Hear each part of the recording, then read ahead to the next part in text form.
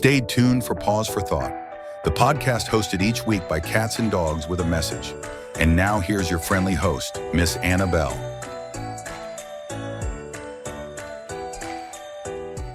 Welcome back to Pause for Thought. Today, we're taking a delightful detour from music to discuss something whimsical and magical that children everywhere have wondered about. Our guest is Dr. Root, a pediatric dentist who's here to answer an age-old question: is the tooth fairy real? Welcome, Dr. Root. Thank you for having me. I'm excited to be here and chat about this charming topic. Let's dive in. Dr. Root, why do you think the idea of the tooth fairy has captured the imaginations of children for so long? The tooth fairy is a wonderful blend of mystery, reward, and celebration.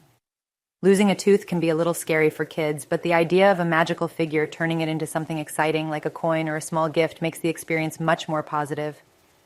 It's a way for parents to ease their child's anxieties and create a sense of wonder.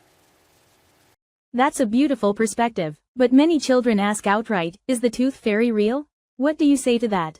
When a child asks me, I usually respond with, "What do you think?" This lets them use their imagination.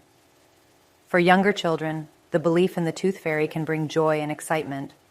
As they grow older and start to question it, it becomes an opportunity for parents to discuss the magic of traditions and the importance of celebrating milestones in fun ways.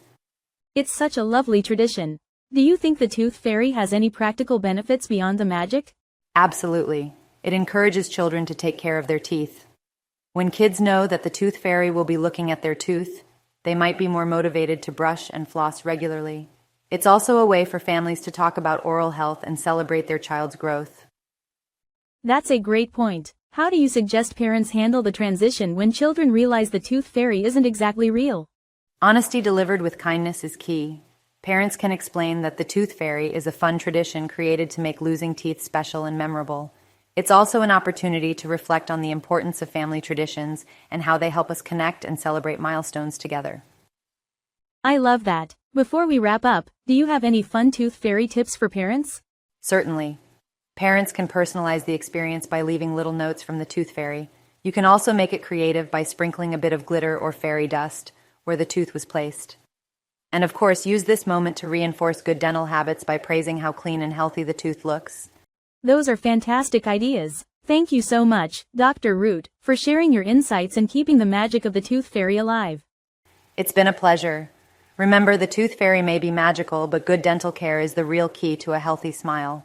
Wise words. That's all for today's episode of Pause for Thought. Thank you to Dr. Root for joining us, and thank you, listeners, for tuning in.